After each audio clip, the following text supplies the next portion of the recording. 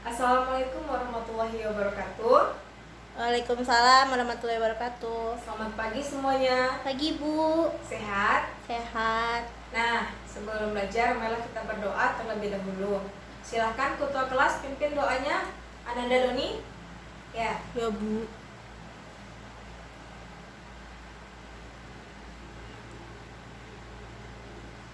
Nah, karena sudah berdoa, selanjutnya Ibu akan absen. Siapa yang tidak hadir hari ini? Eza. Oh, kemana Ezanya? Sakit katanya. Oh, berarti hanya Eza? Iya. Yang lain hadir semua ya? Hadir. Nah, karena sudah hadir semua, sebelum kita belajar materi hari ini, Ibu pengen melihat Ananda masih ingat atau tidak materi kita sebelumnya. Sebelumnya kita belajar tentang dinamika dan kesetimbangan benda tegar. Itu dalam materi awalnya, dan selanjutnya kita akan belajar tentang titik berat saat ini. Nah, sebenarnya apa sih yang menyebabkan adanya titik berat di suatu benda? Nggak tahu Bu. Nah, dalam suatu benda itu kita ibaratkan adalah pulpen, pena. Pena ini punya berat. Karena berat, dia mempunyai gaya berat. Di dalam pena ini terdapat banyak sekali partikel-partikel kecil yang digabungkan menjadi sebuah pena. Nah, satuan dari partikel-partikel kecil tersebut yang disebut dengan berat. Resultannya tadilah yang disebut dengan gaya berat. Biasanya gaya berat itu kemana? Ada yang tahu? Ke bawah. Ya, benar sekali Ananda Leni. Gaya berat itu akan selalu menuju ke pusat bumi.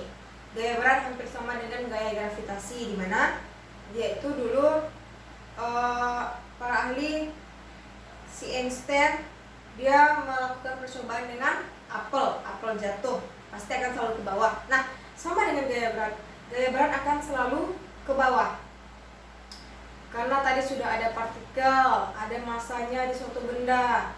Nah, sekaranglah kita mempelajari tentang adanya titik berat. Sebelumnya kalau kita ingin mencari garis berat, kita contohkan saja, Ananda ambil bukunya masing-masing, Ananda lipat. Buku ini kan berbentuk persegi ya, persegi, dia sudah sistematis. Kalau misalnya Ananda ingin cari garis berat, kita ambil di sini nanti benang, kita siapkan benang. Lalu kita tancapkan di sini dengan paku payung itu. Nah, Ananda jatuhkan saja dia, misalnya kita miringkan kemana garisnya tersebut, kita ikuti garis tersebut, itu dinamakan dengan garis berat. Beda dengan gaya berat. Nah, dia jadi berbeda. Kalau garis berat dengan titik berat itu berbeda. Kalau tadi kita sudah dapat garis beratnya, kalau kita ingin mencari titik beratnya, tujuan pembelajaran kita adalah yang pertama, Anda harus dapat mengetahui bagaimana deskripsi dari titik berat tersebut, dan juga Anda harus paham bagaimana dengan menghitung nanti Anda akan menghitung titik berat dari suatu bangunan yang homogen. Nah, Ibu contohkan. Kalau yang homogen ini seperti ini. Sebuah buku itu homogen karena kenapa? Dia itu simetris. Nah, simetris. Nanti luas bangunannya. Nanti ada rumusnya itu di buku cetakan Anda. Sekarang perhatikan dulu Ibu ya. Nah, nih. Kalau dia titik berat, di mana titiknya? Misalnya ini sebuah buku, Ibu asal letak ke lonjong Ibu ya. Bukunya jatuh. Berarti itu belum berada di titik berat. Sampai buku ini benar-benar tidak jatuh, dia seimbang, berarti dia sudah berada di titik berat. Contohkan saja ini. Dia tidak jatuh, berarti di tengah-tengah buku inilah letak titik beratnya. Seperti itu. Kalaupun nanti ada karton atau kardus, pokoknya yang dia homogen, dia teratur, dia simetris, itu sangat mudah kita cari titik beratnya. Kalau dengan cara manual, Ananda bisa tarik garis dari sudut ke sudut. Misalnya dari sudut ini, kita berikan contoh ini sudut A, sudut B, sudut C, sudut D. A ke ke C kita tarik garis, kita berikan penggaris. Lalu dari B ke D kita juga tarik, kita berikan garis. Nah nanti di tengah-tengahnya inilah titik temunya. Nah disitulah titik beratnya. Contohnya seperti itu kalau yang manual ya. Nah kalau yang tidak, Anda bisa lihat bukunya. Coba lihat di halaman 170. Di situ Anda bisa lihat ada rumus yang menyatakan bahwa untuk mencari titik berat homogen, kita ingin mencari X misalnya ya, titik koordinatnya pada X, berarti Anda bisa menghitung dengan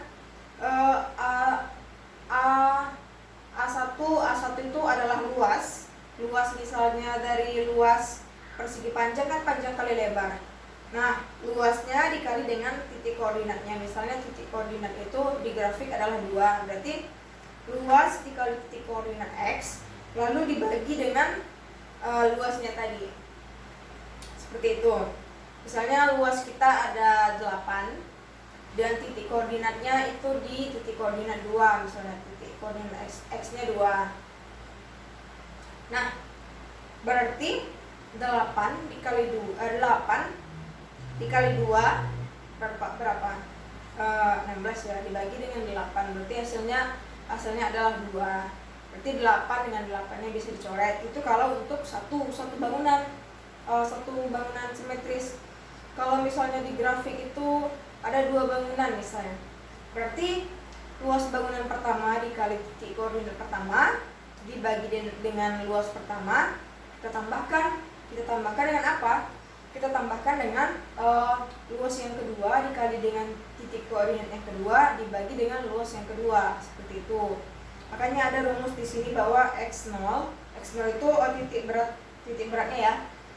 X0 sama dengan A1 dikali X1 ditambah A2 kali X2 ditambah titik tambah AN kali XN dibagi dengan A1 tambah A2 ditambah titik tambah AN. Nah itu maksudnya, itu kalau dia ada banyak bangunannya ya.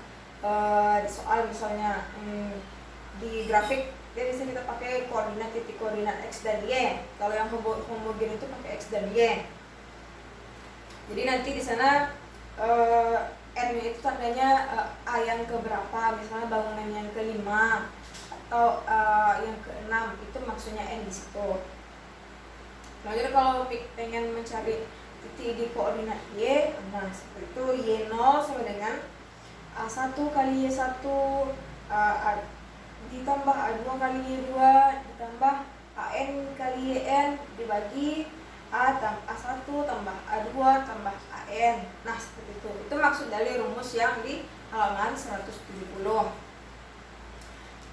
Sampai di sini ada pertanyaan? Tidak ada?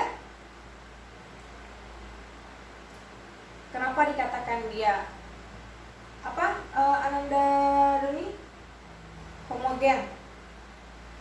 Iya, homogen itu tadi maksudnya adalah homo itu kan sama, berarti dia itu bangunan yang simetris tibanya. Contohnya kalau misalnya dia di bangunan dua dimensi, bisa seperti buku seperti ini, alasnya aja ya, misalnya persegi panjang, persegi, segitiga, seperti itu, segi 5, segi 6, itu simetris.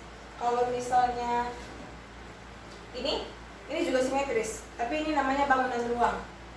Ini namanya bangunan ruang. Ini ada ruang, ini ada segitiga, ada lingkaran, ini ada segitiga.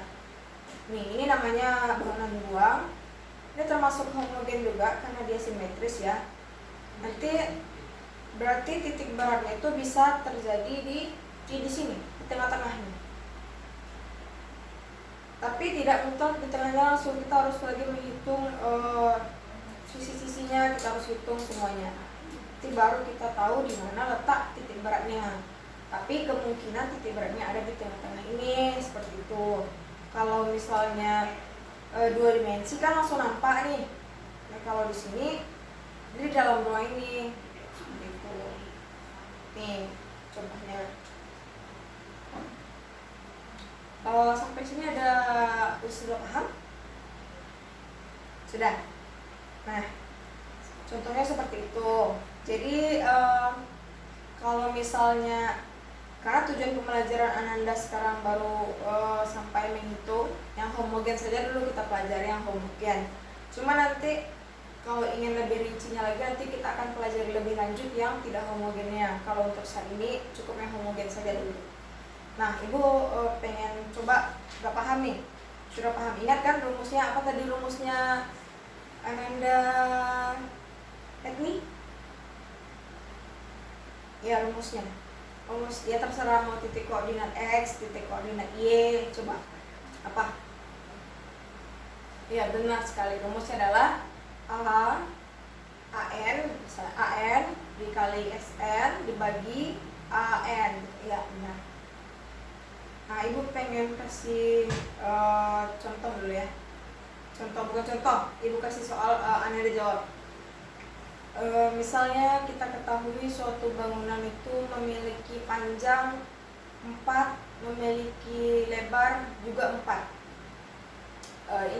Ini bidang 2 dimensi. Panjang 4, lebar 4. Nah, titik koordinatnya berada di titik 4 juga. Berapa, di mana letak titik beratnya tersebut? Di mana, ayo? Ya, Anda Rizky. Ya, benar sekali. Titik beratnya berada di 4. Kenapa 4? Karena A-nya salah. Dan harusnya berapa? Coba Ibu dia panjangnya 4, lebarnya 4. Terus dia koordinatnya di 4. Ananda Rizky tadi salah. Coba lanjut ke Ananda Leni. 16. Iya, benar sekali. Kenapa bisa 16?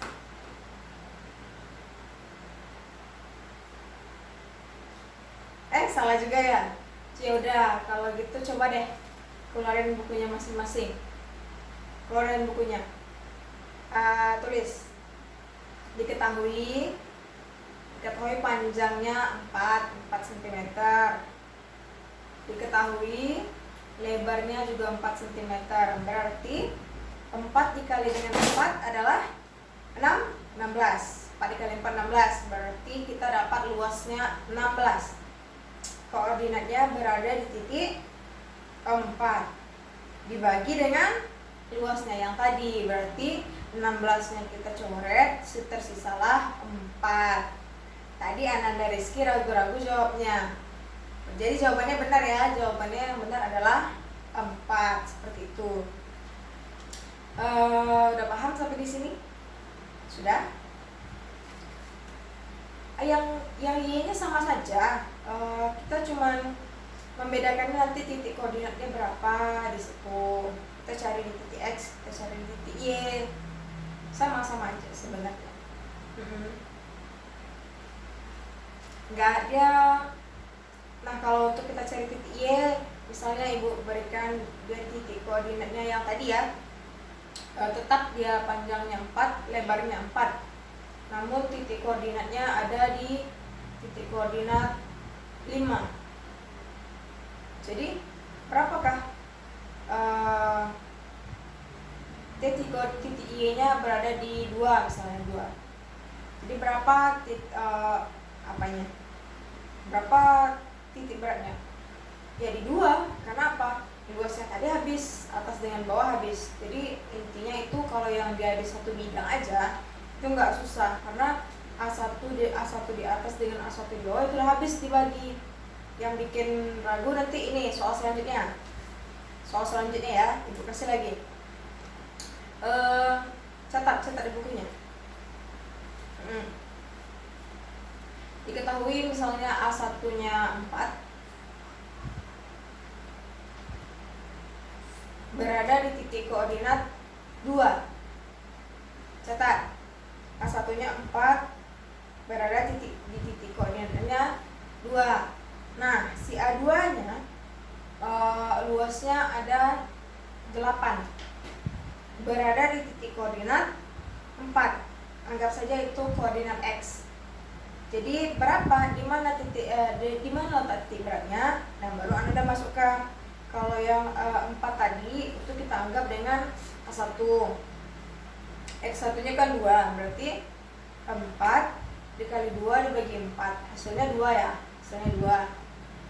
Nah, ditambah dengan yang A2 tadi itu 8 dikali 4 dibagi dengan 8, berarti hasilnya 4. Berarti titik beratnya terletak di 6.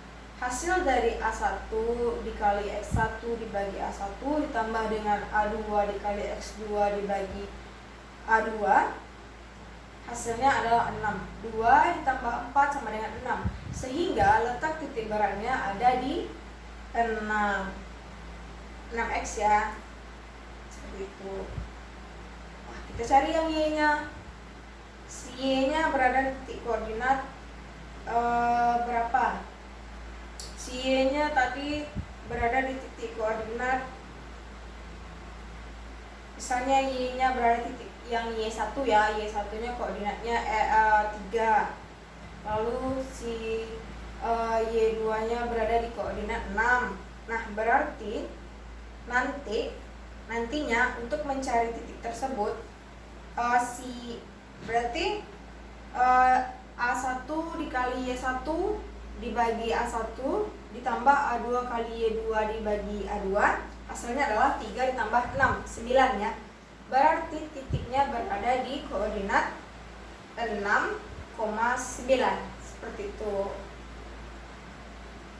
Nah, itu gunanya ada X dan Y-nya. Jadi kalau untuk di suatu grafik baru kita dapat titiknya, ada titik X, ada titik Y, seperti itu.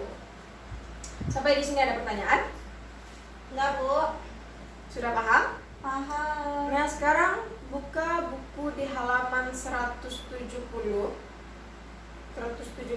yang paling bawah. Di situ ada 5 pertanyaan. Ya, esai. Tapi jawabannya singkat-singkat seperti yang Ibu contohkan tadi juga jawabannya. Di situ ada 5 soal, Anda kerjakan di buku latihan masing-masing. Jangan mencontek. Karena dia ada 5 soal, Ibu kasih waktu 20 menit untuk mengerjakannya ya. Nah, silahkan dikerjakan masing-masing dan jangan mencontek. Sudah sampai nomor berapa, Ananda Doni? Ini udah 15 menit, 5 menit lagi. Kan gak susah kan soalnya? Sama seperti yang Ibu jelaskan tadi soalnya. Jadi belum contek jawabnya. Ananda Lini sudah sampai nomor berapa? 5 menit lagi ya.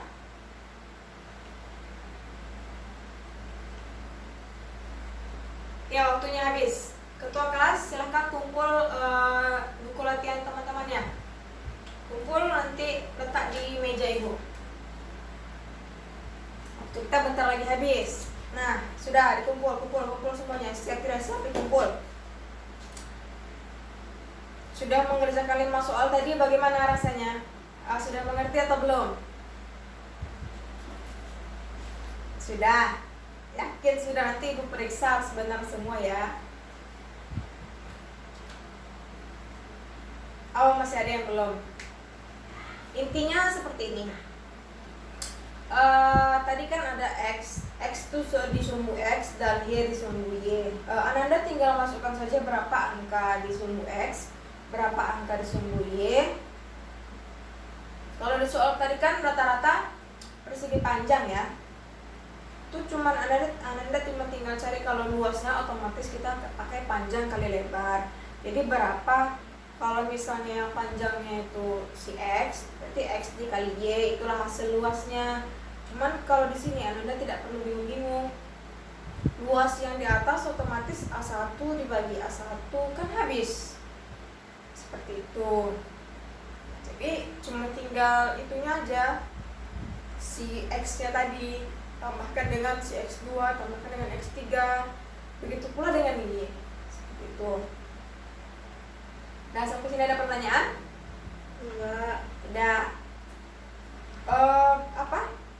Buku latihannya tadi besok ibu kembalikan, hari ini ibu periksa dulu, nanti ketua kelas besok ambil buku teman-temannya di meja ibu ya.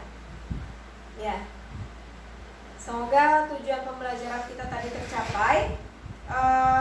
Silahkan sebelum kita tutup, ibu pengen satu cowok satu cewek untuk menyimpulkan. Coba Ananda Doni. Ya, benar sekali. Coba Ananda Etni. Nah, berarti sudah paham ya. Nah, jadi kesimpulannya hari ini bahwa titik berat tersebut adalah di mana titik keseimbangan di suatu benda agar dia seimbang. Seperti kita contohkan tadi persegi panjang ya, berarti titik berat itu adalah pusat beratnya tersebut. Sehingga kalau kita contohkan dia akan seimbang. Ingat-ingat saja tuh poinnya, itu adalah pusat di mana pusat kalau kita satukan kita dapatkan pusatnya, itu namakan titik berat. Nah, kesimpulannya hanya itu saja. Selanjutnya Ananda bisa pelajari materi kita setelah ini. Nanti ibu akan adakan tanya-tanya sedikit supaya Ananda, untuk mengetes Ananda paham atau tidak pelajaran kita hari ini ya. Jangan lupa belajar. Selanjutnya kita akan bertemu lagi minggu depan. Silahkan ketua kelas pimpin doanya sebelum kita pulang.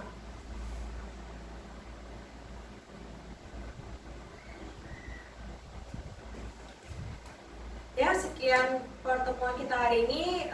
Banyak salah dan mohon maaf. Ibu Surya dengan wassalamualaikum warahmatullahi wabarakatuh. Waalaikumsalam warahmatullahi wabarakatuh.